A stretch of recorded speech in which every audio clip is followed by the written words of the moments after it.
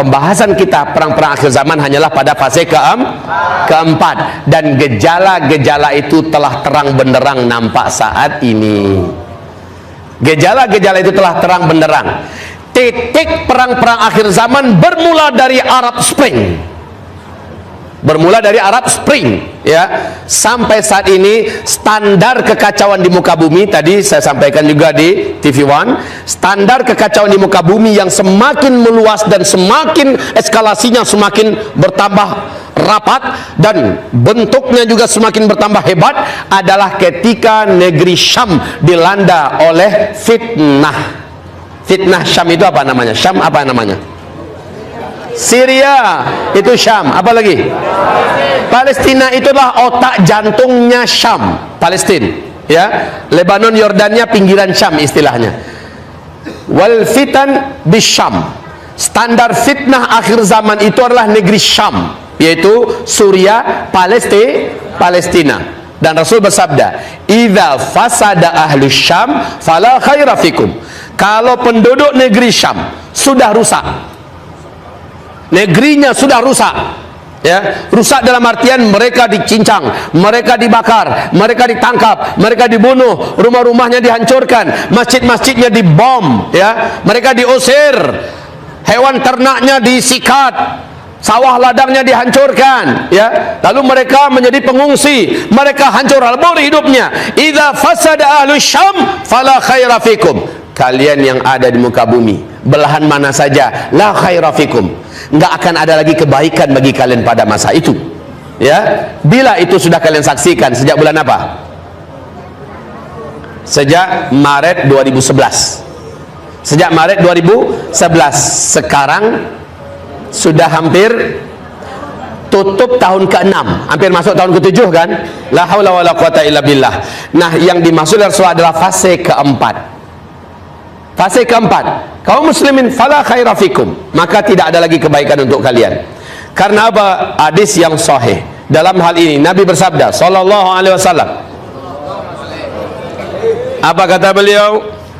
Isbiru, bersabarlah kalian.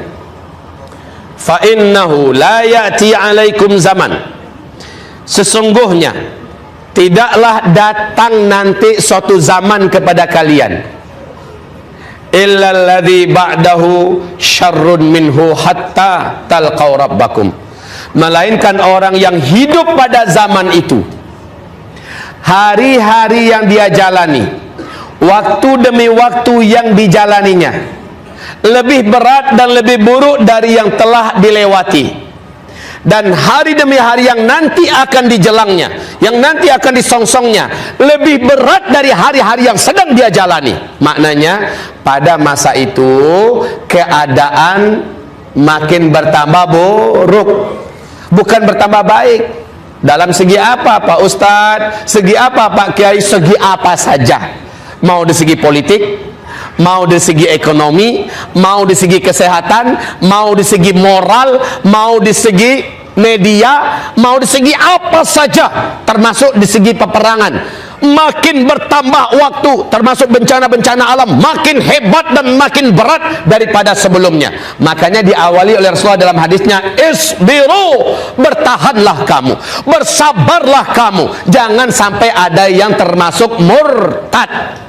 Karena beratnya ada yang iming-imingi beras umpamanya, karena beratnya ada yang iming-imingi pekerjaan, karena beratnya ada yang iming-imingi pangkat jabatan, karena beratnya ada yang iming-imingi pokoknya janji-janji dunia lah, lalu dia rela akhirnya menjapakkan agamanya, menginjak-injak agamanya, dan masuk dalam kelompok orang-orang yang munafik.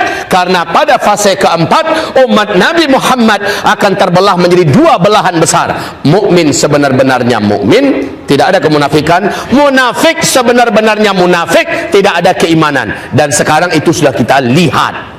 Kalau di Indonesia pasca kejadian pelecehan surat Al-Maidah ayat 51, ya, sudah mulai nampak terbelah umat ini, ya. Belahannya besar, mukmin makin kesininya makin kuat imannya, munafik makin kesininya makin terang-terangan menunjukkan kemunafikannya. Baik, fase keempat maka lebih berat dari fase sebelumnya. 2017 berat enggak? Maka dengan hadis ini kita dapat meyakini bahwa fase ini akan lebih tahun ini akan jauh lebih berat daripada tahun sebelumnya. Lihat aja, sama-sama kita saksikan, sama-sama kita akan jalani, Pak. Bencana-bencana alam diprediksi oleh para pakar dan ahli 2018 ini paling berat di seluruh dunia. Gempa-gempa akan sangat rapat dan skalanya besar di seluruh dunia. Di Tiongkok, di Jepang, di Amerika. Malam tadi dengar berita enggak? Jam berapa? Saya tadi sambil nunggu giliran saya tampil di TV One, saya nonton berita langsung di TV One. Malam tadi jam 9-an di Michigan, Amerika, masuk meteor meledak. Ya, dengar beritanya, lihat di YouTube. Ya, ini sudah saya sampaikan bahwa tahun-tahun kita ini kita akan mengalami ancaman-ancaman serangan meteor. Tapi kaum muslimin, bencana-bencana akan lebih padat daripada sebelumnya. Peperangan juga diprediksi besar. Peperang-peperang besar, rami, masif terjadi hampir di seluruh dunia. Lihat kemarin di pemberitaan TV One juga, Rusia telah pamer senjata. Ada lihat nggak? Rusia telah memamerkan senjata-senjata tercanggihnya, senjata-senjata terbaru, dan Rusia menyatakan siap perang melawan Barat. Dan Rusia tidak malu-malu dan juga tidak sedikit pun gentar menyebutkan nama Amerika Serikat. Walaupun melawan Amerika sekalipun, Rusia menyatakan siap. Masya Allah. Ya.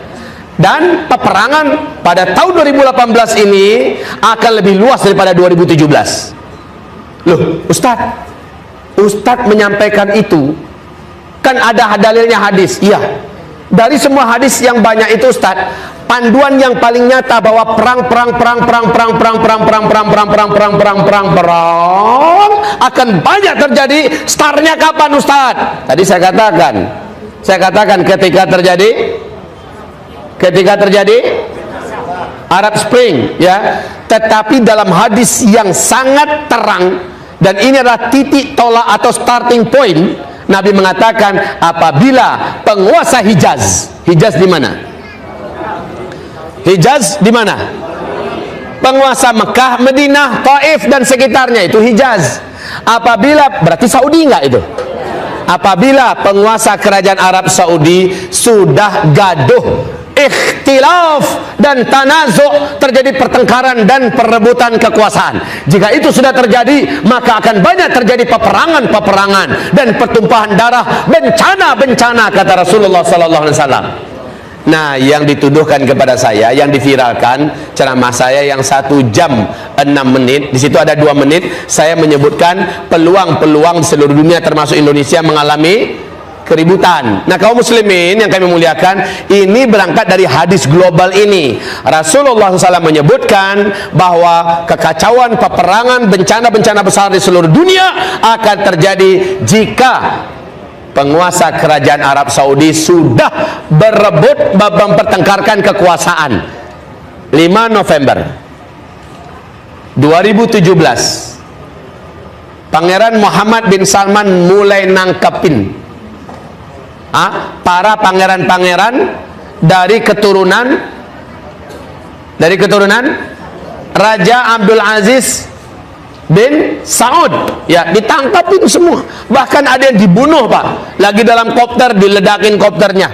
Lagi di tempatnya, di berondong. Lalu seluruh tentara pribadi pangeran itu, Pangeran Abdul Aziz, ya, Pangeran Abdul Aziz bin Fahad, ya, ini malah dibunuh, ya, dalam waktu 24 jam saja. Kemudian terjadi penangkapan besar-besaran, termasuk orang terkaya di Arab Saudi, Pangeran Al-Walid bin Talal, orang terkaya nomor 2 di Arab Saudi, Pangeran Muhammad Hussein Al-Amudi, ya, ini orang terkaya nomor 2 di Arab Saudi, ditangkapin. Sangat banyak orang kaya dan orang hebat ditangkapin. Padahal mereka adalah keluarga kerajaan. Bahkan yang hebat pangeran-pangeran. Orang yang terkuat di Arab Saudi itu adalah Pangeran Mut'ib bin Abdullah anak kandungnya Raja Abdullah yang sebelumnya dia yang direkayasa untuk siap menjadi raja baru di Arab Saudi. Ternyata duluan Raja Abdullah koma, kemudian meninggal dunia, tak sempat ditantangani bahwa penguasa setelah beliau adalah Mut'im bin Abdullah. Akhirnya Raja Salman yang naik, kan begitu kan. Nah, Mut'im bin Abdullah ini ditangkap juga, masuk penjara.